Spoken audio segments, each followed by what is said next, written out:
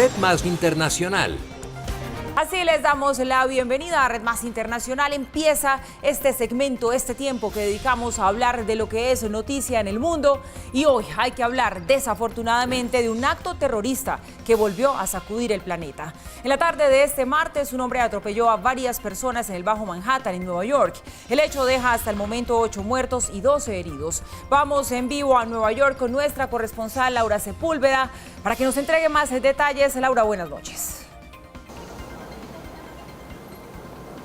Pablo, buenas noches. La saludo desde la parte baja de la isla de Manhattan, a tan solo una cuadra de donde se registraron los hechos durante la tarde de hoy a las 3:20 de la tarde, en donde un hombre que ya fue identificado como Sayfullo Habibullayevic Saipov, de 28 años, al parecer procedente de Uzbekistán, quien habría llegado a los Estados Unidos en el año 2010 y que tendría una identificación del estado de la Florida, al parecer tiene residencia tanto en la Florida como en New Jersey, y este hombre en su vehículo habría arrollado una importante cantidad de personas mientras manejó por una vía exclusiva para bicicletas. Hasta el momento las autoridades hablan de 8 personas muertas, de las cuales 6 serían hombres, y además de por lo menos una docena de heridos. Las autoridades hablan completamente de un acto terrorista, pero dicen que hasta el momento no hay vínculos con organizaciones internacionales. Esta continúa siendo una noticia en desarrollo desde la ciudad de Nueva York. Laura Sepúlveda para Red Más Internacional.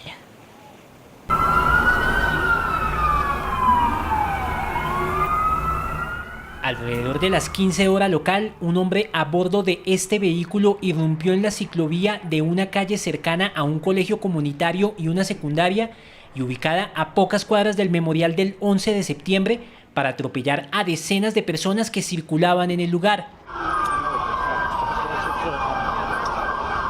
En estos videos quedó registrada la manera en que el presunto autor se baja del automóvil para tratar de escapar. Según testigos, el sospechoso avanzó en sentido sur hasta chocar con otro automóvil. El hombre se encuentra detenido y fue llevado a un centro asistencial. El presidente Donald Trump se pronunció sobre este hecho en su cuenta en Twitter. En Nueva York parece otro ataque de una persona muy enferma y trastornada. La aplicación de la ley está siguiendo esto de cerca, no en los Estados Unidos. Las autoridades locales confirmaron que se trató de un acto terrorista. Después de la colisión, el conductor de ese camión, un hombre de 29 años, salió del vehículo disparando 2 pistolas. Un policía uniformado asignado se enfrentó al sujeto y le disparó en el abdomen. El sujeto fue herido y transportado a un hospital local. También informaron que en el lugar fueron halladas las armas de juguete que usó el agresor. En la escena se recuperaron una pistola de bolas de pintura y una pistola de perdigones. La identidad del sujeto no se divulga en este momento, en espera de una investigación más exhaustiva. Horas después, algunos medios revelaron que este hombre, identificado como Sayfullo Saipov, residente en Tampa, Florida, y quien llegó a Estados Unidos en 2010 proveniente de Uzbekistán, sería el autor del incidente. Esta es, pues, por supuesto, la información que se conoce hasta el momento de lo ocurrido en Nueva York, y seguimos muy atentos a la situación allí en los Estados Unidos. De otro lado, el destituido presidente catalán Carles Puigdemont fue imputado por la justicia española y ahora ha sido llamado a declarar en los próximos días. La jueza de la Audiencia Nacional, Carmen Lamela, citó a Puigdemont y a 13 exconsejeros por rebelión y sedición. Fueron llamados a comparecer como investigados y deberán presentarse los días 2 y 3 de noviembre. La Fiscalía pide que se pague una fianza de 6,2 millones de euros. La suma deberá ser depositada en el plazo de 3 días. Se hizo la advertencia que si el dinero no es depositado en el plazo establecido, sus bienes serán embargados hasta completar la suma. La jueza se declaró competente para investigar la querella presentada el lunes por la Fiscalía General del Estado. Los delitos por los que se acusan al expresidente y a miembros de su gabinete tendrían una pena de entre 15 y 25 años de prisión. Se esperan nuevas declaraciones por parte de Puigdemont, pues en su más reciente declaración decía que no tiene definida una fecha para volver a España. Carles Puigdemont aclaró en una conferencia de prensa que no se encuentra en Bélgica para pedir asilo político. También habló de su posición frente a la querella que se le impuso en España y de su permanencia en el país. Un día después del viaje del expresidente catalán a Bruselas, luego de haber sido querellado en España por cargos por rebelión, sedición y uso indebido de fondos públicos, dio declaraciones en las que criticó las acusaciones en su contra y habló de su estadía en Bélgica. No estoy aquí para pedir asilo político. Esta no es una cuestión belga. Estoy aquí en Bruselas como capital de Europa. Estoy aquí para actuar con libertad y seguridad. También aceptó las elecciones interpuestas bajo el artículo 155 sobre Cataluña, que se llevarán a cabo en diciembre. Puigdemont no dio una fecha definida para volver a Cataluña. Dice que se quedará en Bruselas hasta tener las garantías de un proceso justo. Quiero decir que no estamos huyendo de la justicia. No lo hacemos. No queremos descuidar nuestra responsabilidad hacia la justicia. Lo que queremos es enfrentar políticamente el agravio del proceso judicial presentado por el gobierno español. Estamos aquí para buscar garantías que no tenemos por el momento en Cataluña, en España. En su estadía en Bélgica, el destituido presidente catalán contrató al histórico abogado de los terroristas de ETA como su asesor. Por lo menos 200 personas habrían muerto por el colapso de un túnel en el centro de pruebas nucleares de Corea del Norte. Según informó la televisión japonesa, por lo menos un centenar de trabajadores de Punggye-ri, el sitio de pruebas subterráneas del programa atómico de Kim Jong-un, habrían quedado sepultados por un derrumbe.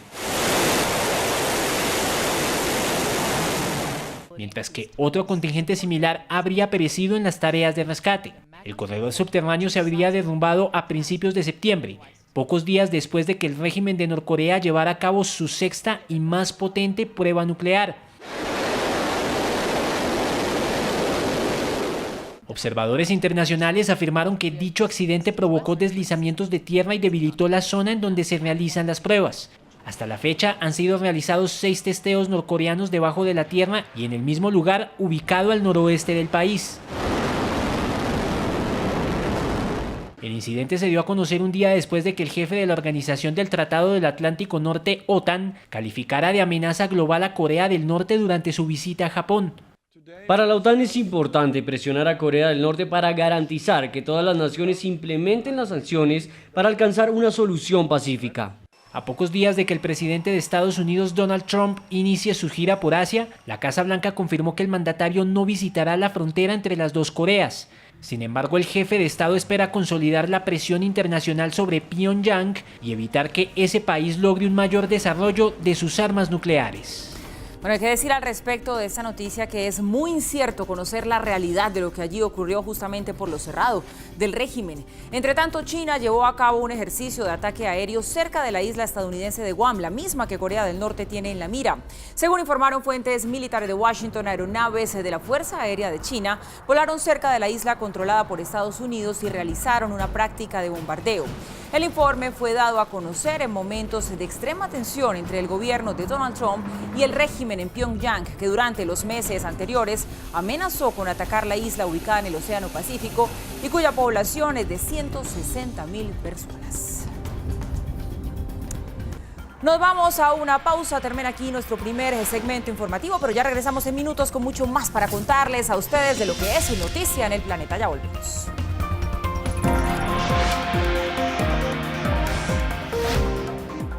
Buenas noches. El presidente de la República autorizó a las fuerzas militares a desplegar todo el poder de su fuego en contra de las disidencias de las FARC. El ministro de la Defensa, Luis Carlos Villegas, confirmó que sus hombres estarán blindados ante cualquier acusación penal una vez arranquen estos bombardeos. La decisión del presidente desató todo tipo de reparos en medio de los defensores de derechos humanos. La información y el análisis en nuestra emisión central a las 8 de la noche.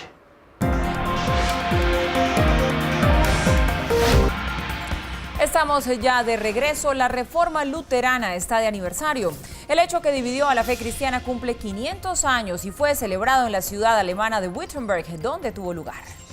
Cuando caiga la moneda a la cajuela, el alma del difunto al cielo vuela. Hace 500 años esta sería una de las frases más populares de la Iglesia Católica para justificar el pago por la expedición de documentos que condonaban los pecados después de la muerte, lo que llevaría a un teólogo agustino de nombre Martín Lutero a escribir 95 tesis contra la práctica católica de las indulgencias. Los documentos que salieron a la luz el 31 de octubre de 1517 fueron publicados en la puerta del Palacio de Wittenberg en Alemania. Lutero criticó la idea de la Iglesia como intermediaria entre el hombre y Dios, el monasticismo, el celibato y además buscaba enmendar una interpretación errada de las enseñanzas bíblicas, sin dimensionar que desencadenaría la división definitiva de la fe cristiana y numerosas formas de protestantismo. Aunque el teólogo fue expulsado de la Iglesia Católica, se ganó el apoyo de gobernantes locales, lo que obligó en 1530 al emperador Carlos V a reconocer el nacimiento de la Iglesia luterana. Luego de fuertes enfrentamientos con el Papa y la Iglesia Católica, Martín Lutero murió en 1546. Sus reformas al culto religioso y al sistema educativo se mantienen vigentes, incluso en Estados Unidos y Latinoamérica.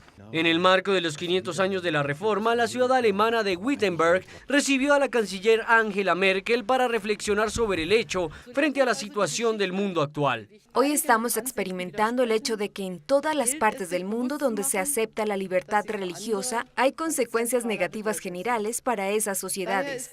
Así que la historia nos enseña lo importante que es recordar que la libertad de religión y tolerancia siempre se han entrelazado. Líderes espirituales también celebraron la fecha. Esta oración en la Biblia nos ha acompañado a través de este año aniversario.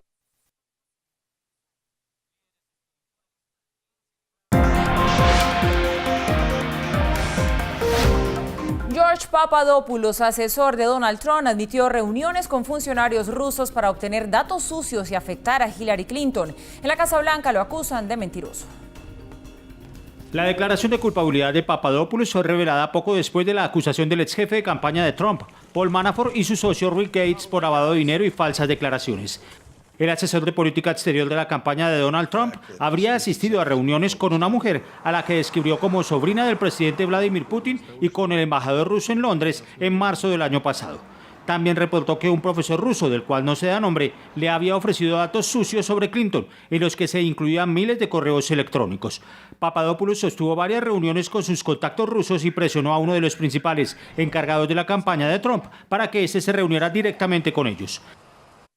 En la Casa Blanca desmienten la declaración de Papadopoulos y lo acusan de hacer las cosas incorrectamente. Papadopoulos es un ejemplo de, en realidad, alguien que está haciendo lo incorrecto. Lo que Papadopoulos hizo fue mentir y eso está en él, no en la campaña, y no podemos hablar por eso. Tengo entendido que la única interacción que tuvo fue la reunión con el Consejo Asesor, donde estaba una gran cantidad de personas en la sala. Que yo sepa, esa es la única interacción que alguna vez tuvieron. De nuevo, esto no era voluntario de la campaña, no era alguien que fuera asesor principal, como muchos de ustedes quieren señalarle. Era alguien que desempeñaba un papel mínimo, si es que lo era, y formaba parte de un comité como asesor voluntario. En el acuerdo, Papadopoulos se declaró culpable de mentir a investigadores buscando esconder los alcances de sus contactos con los rusos. En noticias de América Latina, el Tribunal Supremo de Justicia venezolano suspendió la inhabilidad del líder opositor y ex candidato a la presidencia de ese país, Manuel Rosales.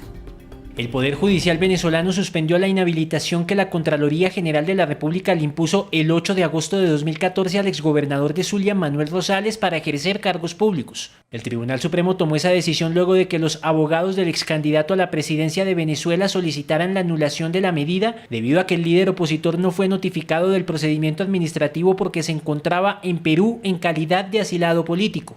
Rosales publicó varios mensajes en su cuenta en Twitter para referirse al fallo proferido en las últimas horas. Decisión del TSJ responde a la solicitud que introduje en 2015, antes de mi libertad. Hace meses aparezco habilitado. El gobierno quiere dividirnos porque es el único camino donde puede avanzar. Venezuela está decidida a cambiarlo y eso requiere de todos. Este martes, un grupo de estudiantes y seguidores de la oposición liderados por María Corina Machado realizaron una manifestación frente a la sede de la OEA en Caracas para respaldar al secretario de ese organismo, Luis Almagro. Finalmente, la destituida fiscal Luisa Ortega aseguró en entrevista a la periodista Maybor Petit que intentó actuar en el caso de los denominados narcosobrinos de la primera dama Cilia Flores y agregó que el presidente Nicolás Maduro debió renunciar ante ese escándalo. Las autoridades argentinas abrieron una investigación por posible blanqueo de dinero en contra de María Victoria Henao y de Juan Pablo Escobar, viuda e hijo del fallecido narcotraficante Pablo Escobar. Según la justicia de Argentina, la viuda y el hijo del ex jefe del cartel de Medellín, identificados en ese país como María Isabel Santos y Sebastián Marroquín, sirvieron como nexos entre el narcotraficante colombiano José Byron Piedrahíta Ceballos y empresarios argentinos para lavar unos 15 millones de dólares. Habían firmado contratos, hay un contrato firmado donde firma el hijo de Pablo Emilio Escobar Gaviria diciéndole cobra un porcentaje por esto. Esto es para Argentina una de las operaciones de desestructuración del lavado del narcotráfico más importante de nuestra historia. Las pistas surgieron en una operación que incluyó el allanamiento a una vivienda de Mateo Corvo Dolcet, un empresario inmobiliario del exclusivo distrito de Pilar al noroeste de Buenos Aires, acusado de lavar dinero del narcotráfico.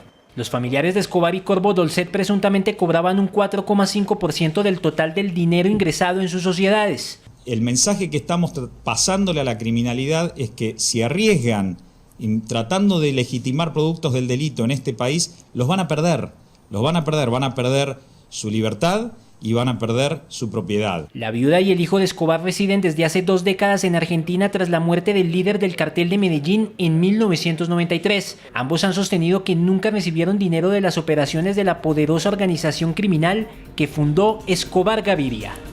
Y volvemos a hablar a esta hora de los 500 años de la Reforma Protestante que se conmemoran justamente un día como hoy y el que ya tocábamos a fondo y les mostrábamos a ustedes el contexto hace unos minutos. Nos vamos a enlazar ahora con Carlos Patiño, profesor titular de la Universidad Nacional, para tratar acerca de esta noticia. Profesor Patiño, buenas noches.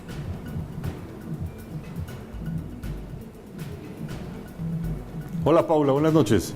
Bueno, profesor Patiño, han pasado 500 años, la verdad esto es muchísimo tiempo. ¿Cuál podríamos decir que es a hoy como esa herencia positiva que ha dejado en la Reforma Protestante en el mundo y específicamente también en Alemania, que fue donde se gestó?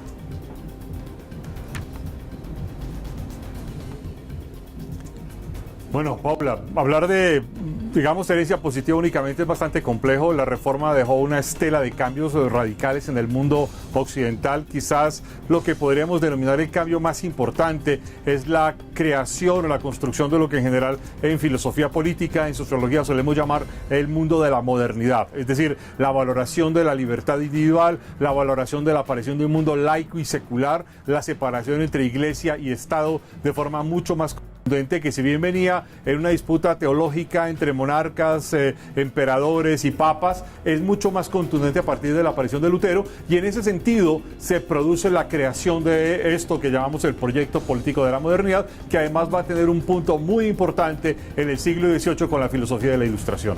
Con su respuesta, profesor Patiño, entonces podría uno pensar que esta reforma protestante tuvo motivaciones que no fueron solamente religiosas.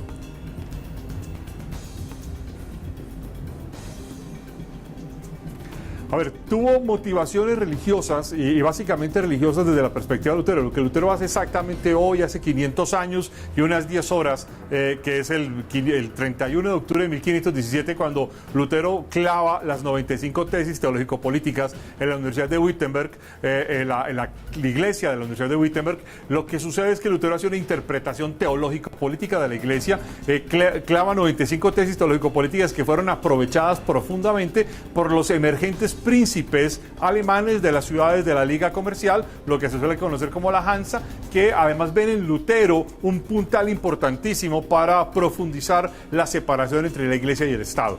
A partir de allí comienza un periodo de guerras de religiones muy importante en Europa, que se extiende por más de 300 años, que pareciera tener una especie de tregua en la Paz de Augsburgo que emite Carlos V en 1555, pero que va a tener, digamos, una continuación permanente de guerras de religiones entre luteranos contra reformistas y luego, cuando aparece Juan Calvino, los calvinistas que en este contexto se vuelven los más radicales de todos y que de alguna manera van a terminar generando la guerra de los 30 años entre 1618 y 1648. Esto hace que la reforma luterana, por un lado, tiene un muy fuerte componente, digamos, teológico, religioso, pero de otro lado desencadena grandes fuerzas políticas y económicas.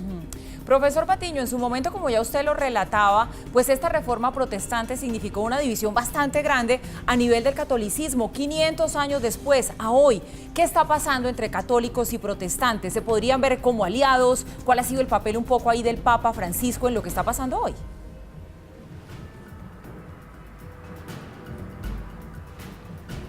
Bueno, la verdad es que el Papa Francisco parece ser un papa bastante conciliador, como se diría en términos eclesiásticos, bastante ecuménico, que ha tratado de establecer puentes pues con la mayoría de las iglesias protestantes, especialmente con las confesiones luteranas, que son, digamos, las más importantes y las de mayor impacto. De toda manera, digamos, por ejemplo, en el centro de lo que era la antigua Prusia, la mayor confesión protestante es fundamentalmente luterana. Luego, pues tenemos una cantidad de variedades de confesiones, ¿no?, o de pequeñas iglesias y medianas iglesias protestantes en los Estados Unidos y en América Latina, hasta sumar unos 800 millones de fieles, y la Iglesia Católica hoy son más o menos 1.250 millones de creyentes. En ese contexto, el Papa ha tratado de buscar un espíritu ecuménico de reencuentro entre protestantes y, digamos, católicos. Ahora, esto, Paula, es importante recordar un hecho que es clave, es que Lutero nunca pretendió acabar con la Iglesia. Es más, de hecho, en los últimos años, el último año de su vida, Lutero trató de buscar una especie de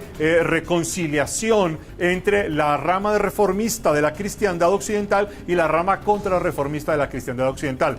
Y estoy utilizando el término cristiandad occidental porque fuera de estas dos, digamos, grandes vertientes de la cristiandad, hay otras iglesias que son las iglesias ortodoxas, donde aparecen la iglesia griega, la iglesia rusa, la iglesia ortodoxa de Armenia y la iglesia de los coptos en Egipto, además de otra cantidad de confesiones cristianas. En este contexto hay que recordar que siempre ha habido una especie de intento de diálogo, de reconciliación entre protestantes y católicos. Sin embargo, hay profundas concepciones políticas, pero también religiosas, teológicas, que impiden que ese reencuentro se pueda dar. Uno de ellos, por ejemplo, el reconocimiento del papel que tiene lo que, digamos, en la Iglesia Católica suele denominarse la Virgen María, que para los protestantes no juega ningún rol y no tiene además ningún rol dentro de la concepción, digamos, de conformación de la santidad o de la divinidad. Pero, sin embargo, digamos, lo que más me importa a mí es destacar aquí el rol político que esto tiene, porque esto además ha marcado una especie de geografía protestante que marca los países luteranos, calvinistas y otra serie de ramas protestantes, y los países contrarreformistas que, digamos, tuvieron una fuerte trayectoria en Europa en los últimos 200 o 300 años. Profesor Patiño, ¿qué lectura se le podría dar a esta reforma protestante en el contexto de hoy? O sea, cuando vemos que se dan muchos enfrentamientos violentos justamente en nombre de las diferencias religiosas. ¿Cómo traer esa experiencia de lo que fue la reforma protestante en su momento y trasladarla al escenario que estamos viviendo ahora?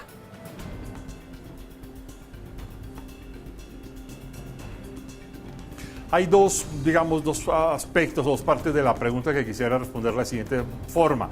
Primero, hay un tema, digamos, muy crucial y muy complejo, y es que la corriente intelectual mayoritaria de los últimos 200 años que ha dado soporte a la creación de los Estados-nación nos ha hablado de que la política y las sociedades son básicamente luteranas y seculares, y se nos olvidó la dimensión religiosa e incluso se nos olvidó la dimensión identitaria. De hecho, una de las cosas por las que más sorprende la reaparición, por ejemplo, de todas estas noticias sobre el nacionalismo en Cataluña, etcétera, es porque las identidades están allí. Esto pasa mucho con la religión y se nos olvida que las religiones aparecen y se juegan un papel fundamental. Las religiones en el mundo contemporáneo son parte de las transacciones políticas, pero también son parte de las transacciones violentas que viven las sociedades contemporáneas. Y esto hace que las disputas religiosas que se saldan, digamos, en términos violentos, tienen un papel importante. Quiero recordar dos experiencias fundamentales en los Estados Unidos, que son el Army of God, el Ejército de Dios, y los supremacistas blancos, que en nombre de unas confesiones religiosas protestantes radicales pretenden a veces, digamos, imponer credos protestantes específicos. Sin embargo, aquí hay una contradicción, porque también en los Estados Unidos hay iglesias protestantes a las que asisten negros, hay iglesias protestantes a las que asisten hispanos. El otro asunto que es muy importante, y es que a partir de la experiencia, sobre todo lo que hace Carlos V, el emperador español, que él era el gran emperador sacro emperador romano germánico en la primera mitad del siglo XVI, surge una fuerte experiencia de lo que podríamos llamar la tolerancia religiosa, que tiene grandes implicaciones de tolerancia política y que permite la formulación de la Paz de Augsburgo en 1555, de forma tal que la tolerancia aparece como una virtud no solo religiosa, sino que aparece fundamentalmente como una virtud política con implicaciones jurídicas, que es lo que además, entre otras, ha permitido pensar en el mundo occidental en los mecanismos de reconciliación social. Pues qué interesante volver sobre este tema de la reforma protestante 500 años después. Profesor Carlos Patiño, profesor titular de la Universidad Nacional, como siempre, muchas gracias por dedicarnos minutos aquí en Red Más Internacional y ayudarnos a entender más a fondo todos estos temas que nos interesan. Muchas gracias. Muy buenas noches. Y nos vamos así a una pausa corta. Ya regresamos para seguir recorriendo el mundo en materia de noticias. Sigan con nosotros.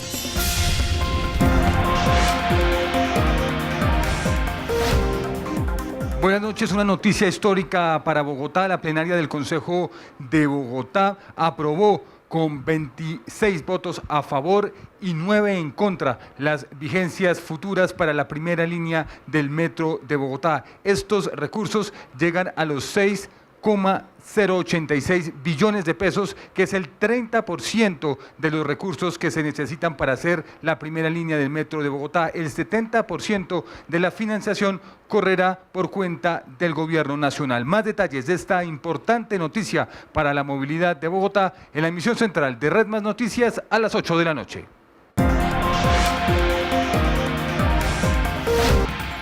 Estamos de regreso en Red Más Internacional y seguimos con la información. La Guardia Costera reveló incoherencias sobre el caso de las mujeres hawaianas que sobrevivieron junto a sus 2 perros tras pasar 5 meses a la deriva en el Pacífico. Las inconsistencias hacen dudar de la veracidad de la historia. Algunas inconsistencias en sus relatos han puesto en duda su versión sobre los hechos. En sus primeras declaraciones indicaron que tenían teléfonos satelitales y sistemas de GPS en su barco, pero que todos fallaron. Sin embargo, ellas tenían un dispositivo que envía señales de socorro con un indicador de ubicación que hubiese permitido un rescate en cuestión de horas. Según los testimonios, en su primer día de navegación fueron azotadas por vientos de 100 kilómetros por hora y olas de 9 metros, pero las imágenes satelitales y los servicios meteorológicos demostraron que no se produjo tal fenómeno. También indicaron que prefirieron no cambiar su rumbo a islas cercanas porque sus muelles no hubieran podido recibir su embarcación debido a su poca profundidad. Sin embargo, su embarcación de 15 metros de largo hubiese sido perfectamente acomodada en tales puertos. Días después, estando cerca de la isla de Navidad en Australia, decidieron no desembarcar ahí porque, según ellas, está inhabitada. En realidad, cerca de 2.000 personas habitan la isla y su puerto recibe regularmente grandes buques comerciales. Durante su recorrido, también pudieron haber buscado refugio en la isla Kiribati, al noreste de Australia, habitada por aproximadamente 100.000 personas. Sin embargo, ellas decidieron no parar ahí, creyendo que estaban en una zona peligrosa para desembarcar. Al continuar su ruta a 1.600 kilómetros del que era su punto de llegada a Tahití, afirmaron que una tormenta echó a perder su motor. Sin embargo, la Guardia Costera confirmó que pocos días después recibieron una llamada de una embarcación cerca de Tahití que reportó que estaba navegando sin problemas y que llegaría a su destino a la mañana siguiente. Estas pruebas demuestran que el viaje pudo haber terminado mucho tiempo antes y que las opciones que tuvieron para no estar a la deriva y desembarcar en lugares seguros eran suficientes. Bueno, la historia no cuadra, pero las investigaciones dirán finalmente cuál es la verdad. Tropas del régimen sirio bombardearon una escuela ubicada a las afueras de la capital. La bomba mató a 5 personas, incluyendo a 4 niños. Los hechos se registraron a las afueras de Damasco, un pueblo controlado por rebeldes. Según el Observatorio Sirio de Derechos Humanos, el proyectil de artillería impactó en la entrada de la institución en el momento en que los niños salían del centro, dejando numerosos heridos, 4 niños y un adulto muerto. El lugar está controlado por el más importante bastión opositor, la facción islámica Legión de la Misericordia. Aunque en días anteriores el Ejército del Islam, uno de los principales grupos islamistas del país, y el gobierno sirio habían proclamado un principio de acuerdo para un alto al fuego, las hostilidades han continuado.